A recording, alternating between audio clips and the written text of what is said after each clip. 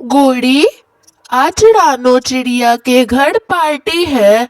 शाम को रानो चिड़िया पिज्जा मंगवा रही है। सबसे बड़ा वाला पिज्जा ऑर्डर होगा। सारे पक्षी मजे से खाएंगे और गप्पे लगाएंगे। शाम को आ जाना तुम रानो चिड़िया के घर। क्या सबसे बड़ा वाला पिज्जा आ रहा है? कितने का होगा वो? मुझे उसका दाम तो नहीं पता गोड़ी। अब देखते हैं आगे क्या होगा। तोता ऐसा कहकर अपने रास्ते चला जाता है। ये कालू पता नहीं कहाँ चल गया है। अभी नंबर लगाती हूँ और पूछती हूँ कहाँ सैर सपाटे कर रहा है ये। हेलो हेलो कालू जी, कहाँ हो तुम? कितने देरों से मैं तुम्हारा इंतजार कर रही हूँ।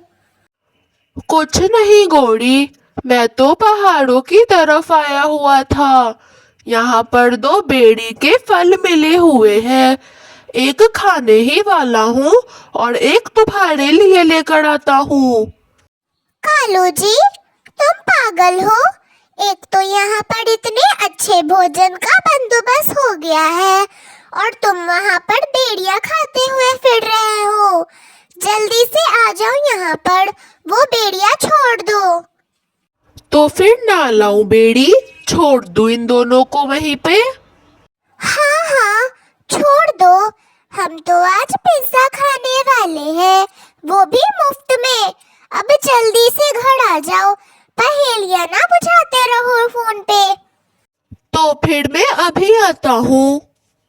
ये गोड़ी को क्या हुआ है? इसके हाथों में पिज्जा कैसे लग गया? जल्दी जल्दी जाकर देखना पड़ेगा, कहीं ये मुफ्त का पिज्जा अकेले ना खा जाए। और फिर कौवा जल्दी से उड़ उड़ के अपने जंगल जाता है। कबूतर भैया, शाम तो थोड़ी देर में होने ही वाली है। क्या किसी भी पक्षी ने पिज्जे का ऑर्डर दिया है? रानो चिड़िया, पिज्जे का ऑर्डर देना तो कव्वे को ही आता है और पिज्जे वाले का नंबर कव्वे के पास ही है। कबूतर भैया, आप और तोते बैठकर यहाँ इंतजार करें। मैं अभी कव्वे और कव्वी से मिलकर आती हूँ। गोड़ी, कव्वा कहाँ है? चिड़िया, तुम चिंता मत करो, मुझे तोते ने बता दिया है। आज शाम तुम्हारे घर पे पार्टी है। सबसे बड़ा वाला पिज्जा आएगा। सारे पक्षी खाएंगे और गपशप करेंगे। बहुत मजा आएगा।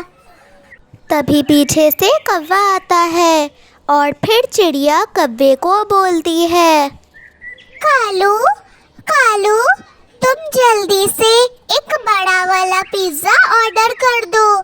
शाम होने में ज्यादा समय बाकी नहीं है और एड्रेस पता मेरे घर का ही डाल देना। मैं भोजन दे दूंगी वहाँ से पक्षी को।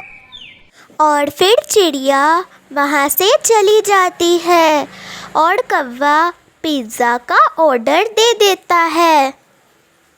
कालू, अब जल्दी से एक काम करो, पिज्जा वाले को जो ऑर्डर दिया था उसका पता चेंज कर दो और हमारे घर का पता डाल दो।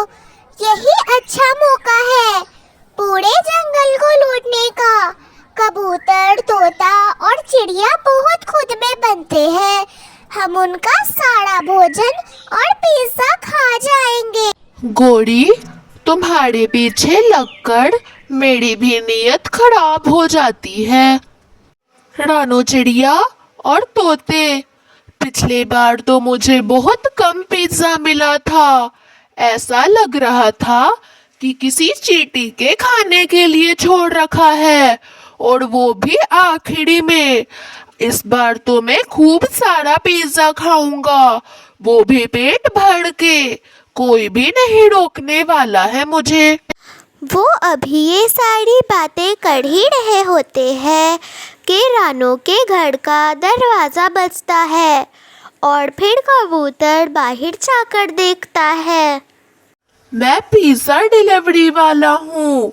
मैंने पिज्ज़ा एक कौवे और कौवे को डिलीवर कर दिया है। आप मुझे मेरे दाने दे दे। मुझे और भी जगह पिज्ज़ा डिलीवर करने जाना है। ये सबसे बड़ा ऑर्डर था जो मैंने दिया है।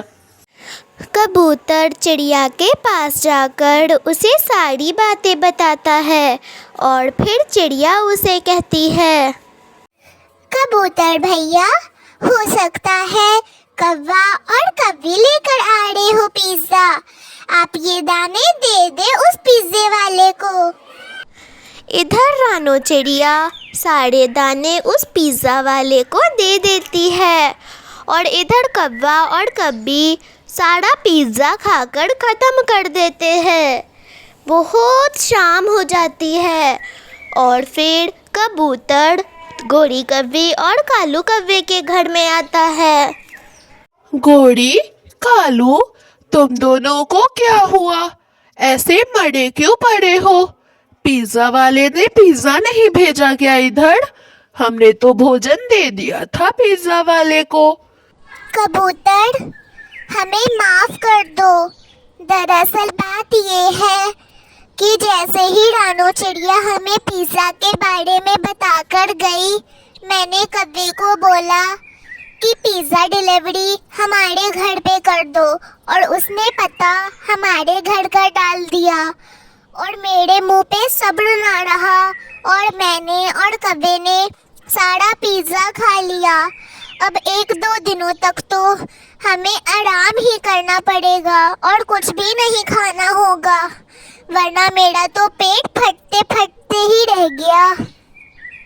चिड़िया से और तोते से कहना कि गोरी कौवी माफी मांग रही थी। आज के बाद वो ऐसा कभी नहीं करेगी। आह, मेरा पेट। तो दोस्तों, इस कहानी से हमें यह शिक्षा मिलती है कि हमें कभी भी किसी दूसरे का हक मारकर उसकी चीज़ें नहीं खानी चाहिए, वरना उसका परिणाम बुरा होता है।